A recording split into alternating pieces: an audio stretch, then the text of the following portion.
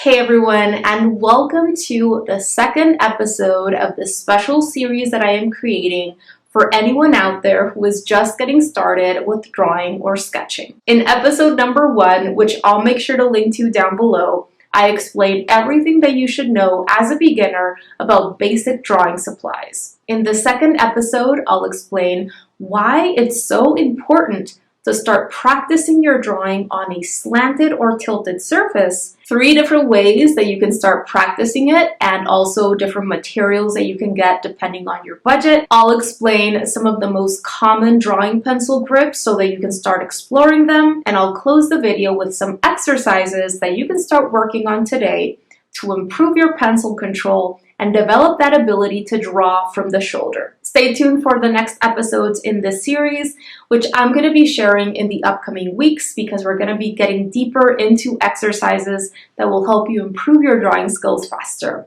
All right, let's jump in.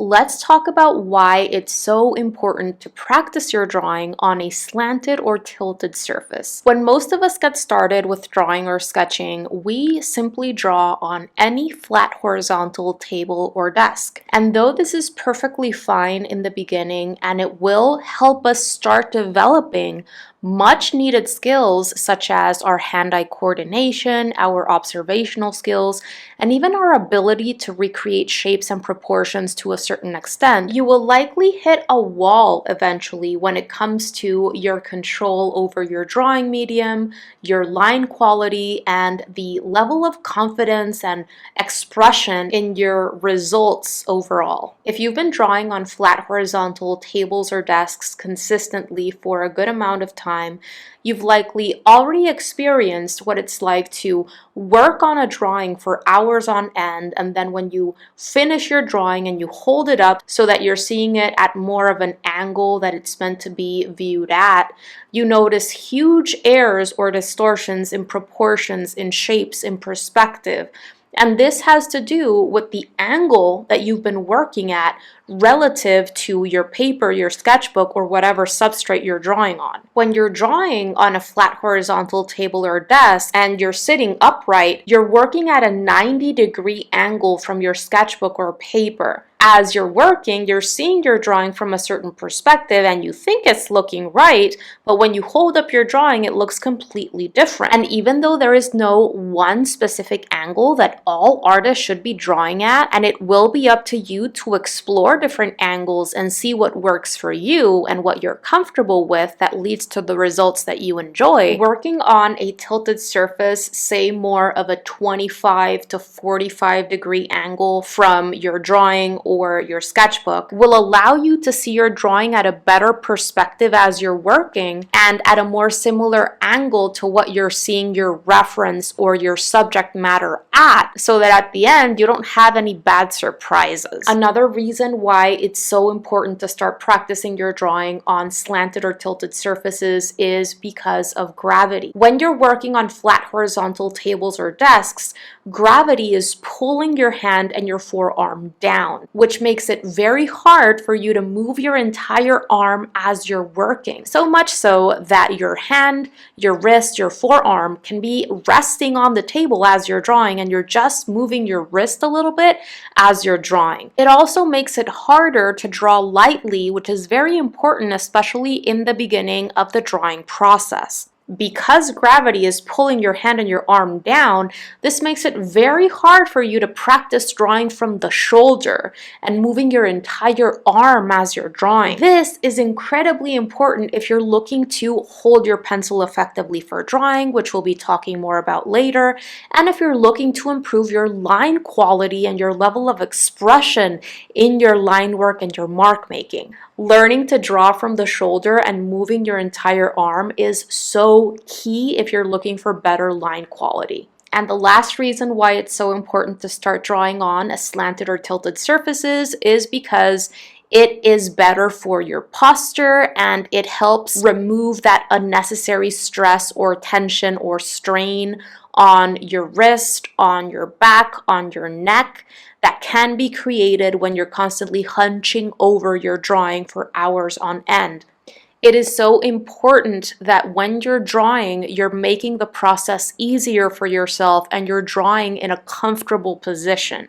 Otherwise, you're going to be making the process harder than it needs to be, more uncomfortable than it needs to be, and you can even end up hurting yourself along the way. So now if you're asking yourself, well, what can I do to practice my drawing on a slanted or tilted surface? Here are the 3 main ways that I would recommend doing it so that you can decide on what is best for you right now. This right here is my drawing table. It is very simple, it is very old, and it was actually a hand-me-down that was given to me by an architect friend who was getting himself a new drawing desk, and he just gave me this one, and I was super grateful.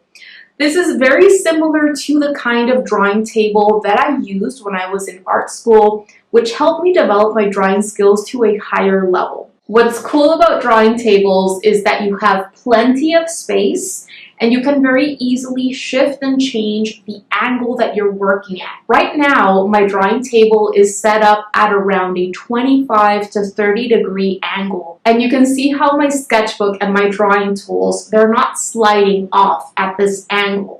It's very comfortable to work on. Now, I know that drawing tables can be expensive and you need space to put the table in, but I would say if you're really interested in developing your drawing skills, maybe consider getting one in the future, start saving up for a cheaper one, a more accessibly priced one, consider getting one secondhand, or maybe if you know someone who is into woodworking or that kind of thing, you could ask them to make one for you. Another great option, which is usually the most accessibly priced one, is just getting yourself a drawing board. This is just a piece of thin but sturdy wood that I got cut up into pieces at Home Depot. I just bought the large sheet of wood and then I got them to cut it up into pieces for me in sizes that I thought would be comfortable for me to work on. But there are many accessibly priced options for you on Amazon in different sizes that you can easily buy. And what's super cool about drawing boards is that you can very easily change not only the up and down angle, but also rotate it clockwise or counterclockwise as you're working as needed. And they're very portable. If you're into working on the floor, you can work on the floor, or you can do what I do and simply prop up your drawing board against the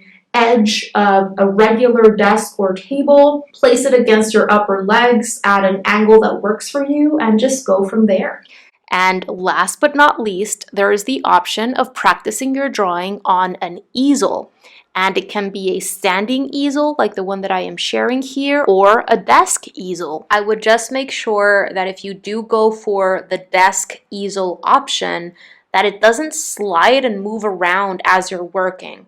Now, I wouldn't necessarily recommend buying an easel, especially an expensive easel, if you don't paint as well. It is, of course, entirely your choice, and it all depends on the budget that you have available. Whatever easel you decide to invest in, it's important that it can support a drawing board, that you can place your drawing board on there or your sketchbook, and that you'll have a nice sturdy surface to work on. This is the easel that I have, and it was built locally by an art supply store that I have near me. And what's cool about this easel is that it's highly adjustable.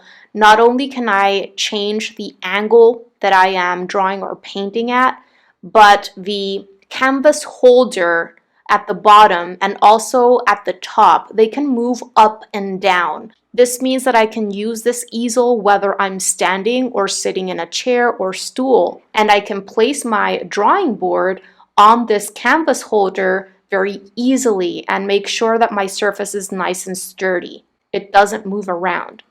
And you can see here how I have some bulldog clips on the top of my drawing board.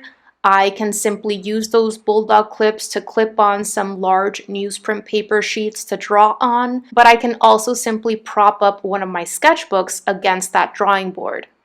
Now, as you're setting up for your drawing practice, it is very important, if you're using a reference photo or you're working from life or from direct observation and you have those things in front of you in real life, you want to position yourself in a way that won't cause unnecessary strain on your neck, on your arm, on your posture in general. Even though sometimes, because I am filming classes and tutorials and I need to have my camera set up in very specific ways so that I can better capture what I am doing, when I am practicing for myself, I try to have my reference photo or my subject matter to my left, especially when I am working on an easel which is up right in front of my face. Because I am right-handed, it is easy for me to constantly glance toward the left as I am drawing. If you are left-handed, then that would be the opposite. You would want to have your subject matter to your right. All right, so now that we have talked about these three options that you have for drawing on a tilted surface, let's talk about different drawing pencil grips, or at least the most common ones. So when most of us get started with drawing and sketching, we're almost always using the basic tripod grip, because this is how we are taught to hold a pencil, pen, whatever it is, when we're very young and we're first starting to write. However, drawing is not writing. And we have to practice different drawing pencil grips so that we learn how to draw from the shoulder as opposed to just using the wrist as we're drawing. There is nothing inherently wrong with using the basic tripod grip as you're drawing. However, when you're first getting started with the drawing process, you're laying down those larger shapes, lines, you're looking for soft, blurred effects. And this is a very tight, controlled grip that is better left for the later stages of the drawing process when you're going for more control, tighter detail, that kind of thing. It is essential if you're looking to gain control over your drawing medium and you're looking to improve your line quality and learn how to draw from the shoulder and move your entire arm as you're drawing as opposed to just your wrist, that you explore different drawing pencil grips so that you see what combination of grips is most comfortable for you. There is no one single drawing pencil grip or combination of pencil grips that you should move through as you're creating your drawing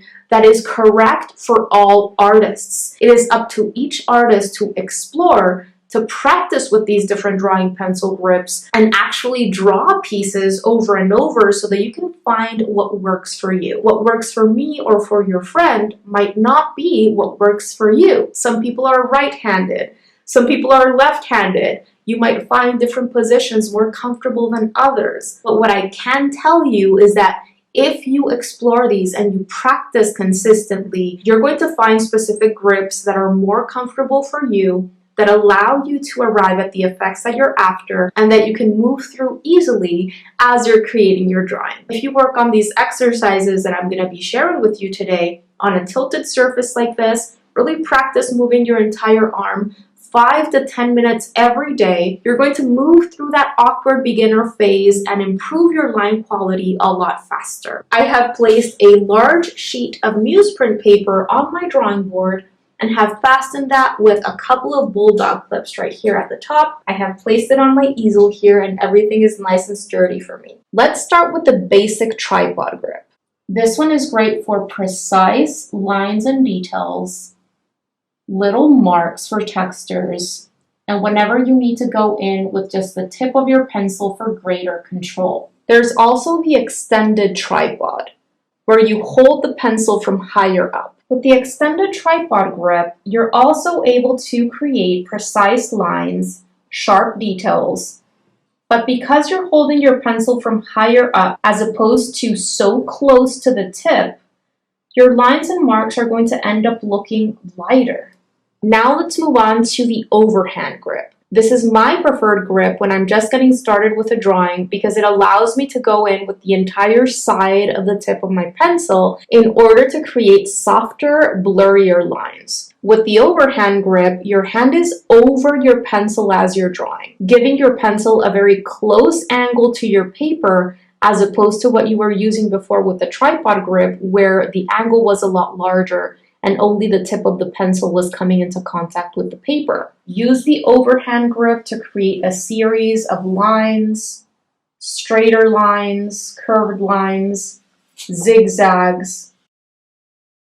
Notice how these lines are thicker but also blurrier, fuzzier, and lighter than the lines that I was creating with the basic tripod grip, which were sharper and cleaner.